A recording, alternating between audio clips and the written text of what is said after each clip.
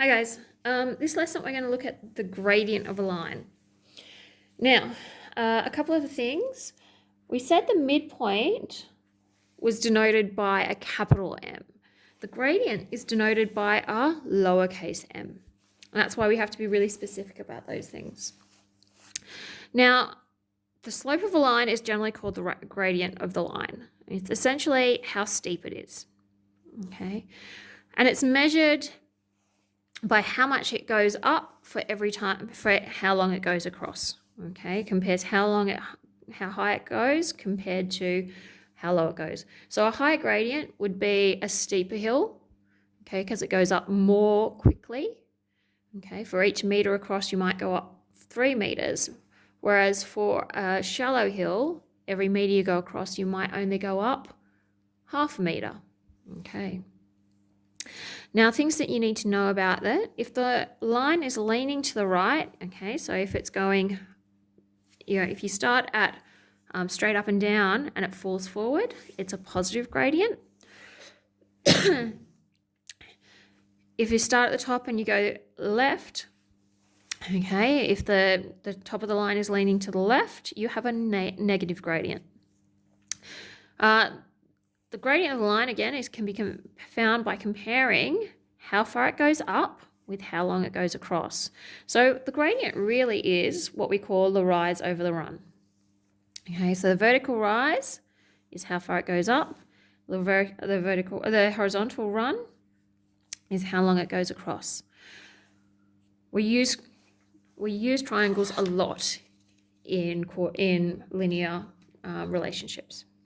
So the first thing we're going to do, find the gradient of the line passing through the points -4, -2, and 3, 2. So we're going to plot those points. So we've got the x value first goes -4, down -2. Okay.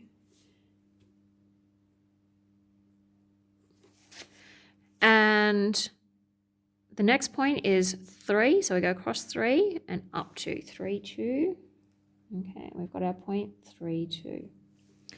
All right, so we're going to join this line up and we want to find the gradient. We want to find out a numerical value for how steep this is. So the first thing we're going to do is we're going to go across the bottom and up to make our triangle. Now we've got the run, which is across the bottom. So our run is 1, 2, 3, 4, 5, 6, 7. So 3 on this side, 4 on that side, gives us a run of 7. This one, our rise, we've got 2 on this side, 2 on that side, which is 4 altogether. So our gradient equals rise over run. So we go across first. We always use our value for across first because we have to crawl before we can stand. Okay, so across is 7. Our run is 7. And from this point, we're going up 4. So our gradient for this would be 4 over 7. We can't simplify that fraction. We'll just leave it as it is. The next one, plot the points. A, -3, 5. So -3, 5. All right. 7, 2. So across 7, up 2. We're going to join our points up with our ruler.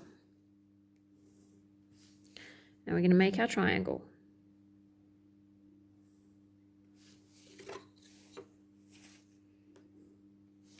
Okay. Now again, we need our rise over the run. Now looking at this, I've got 3 on this side, 7 on that side. We've got a run of 10. And we've got a rise of between 2 and 5, which is 3. Now this is why it's really important, okay, that we know which one's positive or negative. So, all right, we've got a run of 10. Now looking at this, we've got a rise of 3, The next thing we've got to look at, which way is our line facing? Falling. Is it falling forward? Is it positive, like this one? Or is the top falling backwards, which is negative? And the top is falling backwards, so it's -3 on 10. Now, another way that I've seen this done, if you are drawing your triangle, the other option is always, if you start at the leftmost point and do your run first,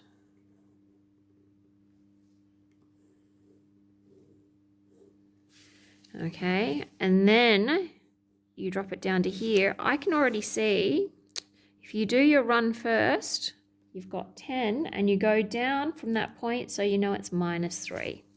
So depends on how you want to work out if it's positive or negative. If you just want to know that if it falls forward it's positive and falls back it's negative, which is what I'm used to doing, then you can just work out whether it's a negative or positive. If you're a bit confused still, it might be best for you to always go from the left point first, and then you'll be able to see if you're going down it's negative, if you're going up it's positive. All right. The next one we're going to do is the gradient formula.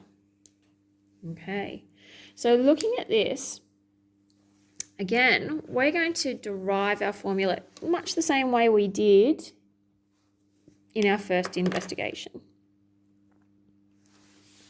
So we're going to draw our triangle.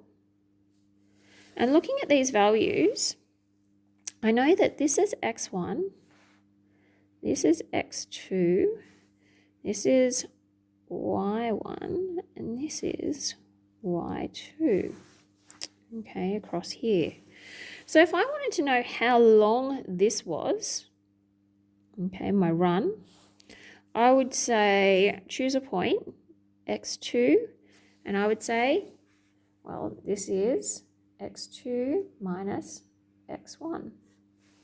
Now that's my run, so I need my rise on top of it. So my rise would be y2 minus y1.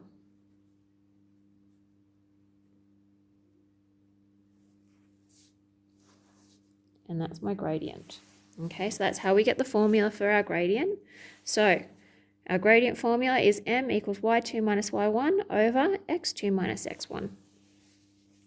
So if we wanted to find the gradient of a line passing through the points 2, 5 and 4, 9, I'd say my formula first so I could remember it.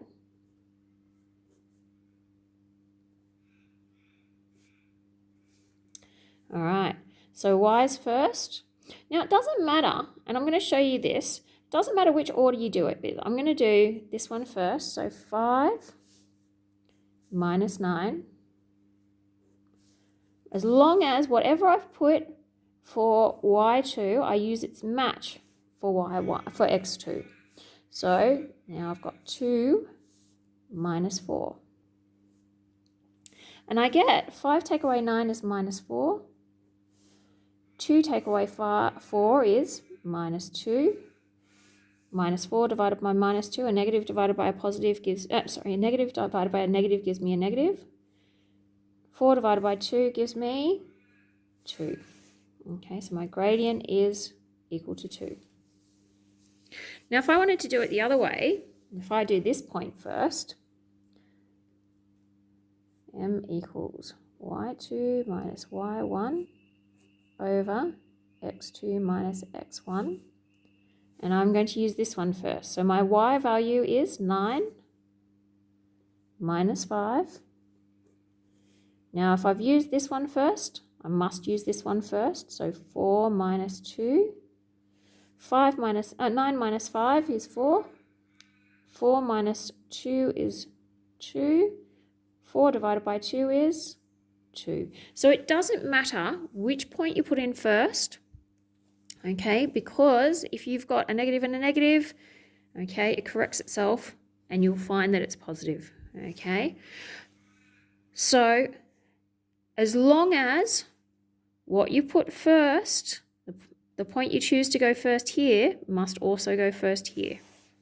All right, the next one, the gradient of 3, 2 and x0 equals minus 2. Find the value. So we know our formula. Okay, y2 minus y1 over x2 minus x1. Now I'm going to make this as easy as possible on myself. So I'm going to put these first. Okay, so I've got minus 2 equals, all right, so I'm going to fill this in, and I'm going to do these ones first. Okay, so I've got my 0 minus, so my y first, which means that this is 2. All right, and I'm going to do my x's, so x minus 3. All right, now I have an equation that I need to work out. So I've got minus 2 is equal to 0 take away 2, so it's minus 2 over x minus 3. Now, there's a couple of things I can do here. I can just recognize that this is going to be equal to 1 because minus 2 divided by that is minus 2. But if I'm going to look at it equation-wise, I need to get this off the bottom. Now, this goes as a whole. So to get it off the bottom, I'm going to have to times it as a whole.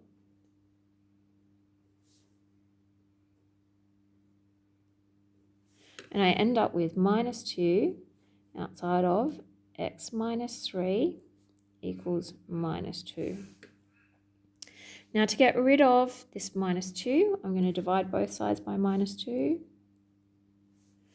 And I get x minus 3 equals 1. I'm going to add 3 to each side, and I get x equals 4. Okay, so my pair is 4, 0. And if you want to check your answer, you can go through and do the midpoint, the gradient formula again, and check that between this point, 3, 2 and 4, 0, the gradient is minus 2. Now, the last example, show that 1 minus 1, minus 1, 5, and 3 minus 7 are collinear. So what collinear means is that they lie on the same line. So if they lie on the same line, looking at this, if I've got 3 points that lie on the same line, what do I know about them?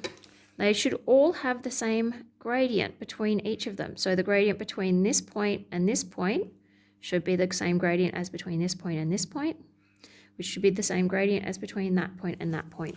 And we're going to use this knowledge to work out whether they're collinear. So we just need to make sure that any two combinations of these have the same gradient.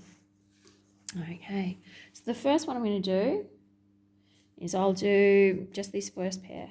So again, we've got y2 minus y1 over x2 minus x1. And I'm just going to use the first 2 points. So my y value here is minus 1, minus 5. Okay, I chose this one first, so I'm going to use this one. 1 minus negative 1. Always try and put your negatives in brackets. Okay, that means that when you put them in the calculator, there won't be any mistakes. So I'm going to say minus 1, take away 5. Wait a sec, sorry. Minus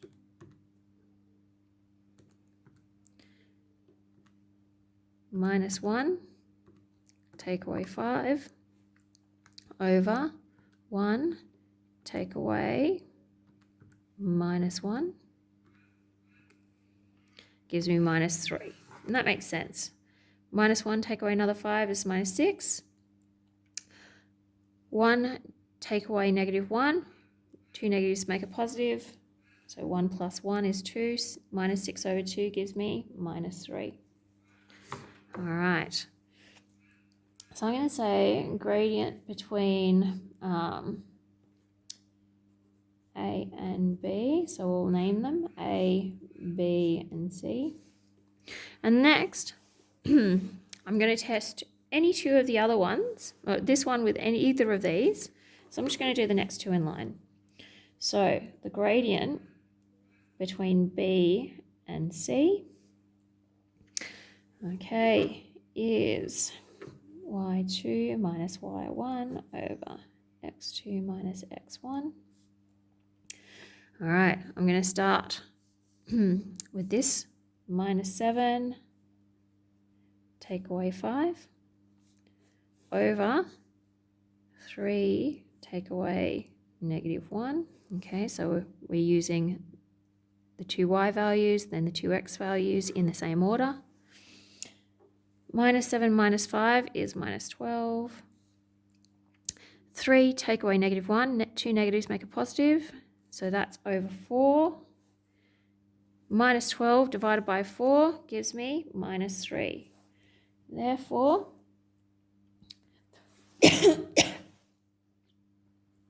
as the gradients. Now, if I just left it that, I haven't actually answered any of the questions. Again, I've got to prove it. I'm showing that, so I've got the working, I've got the stuff to prove it, but I need to say why they're definitely true. If I leave it at this point, I haven't actually answered the question. Someone that coming in wouldn't know whether these mean that it's collinear or not. So as the gradients for A, B, and B, C are the same,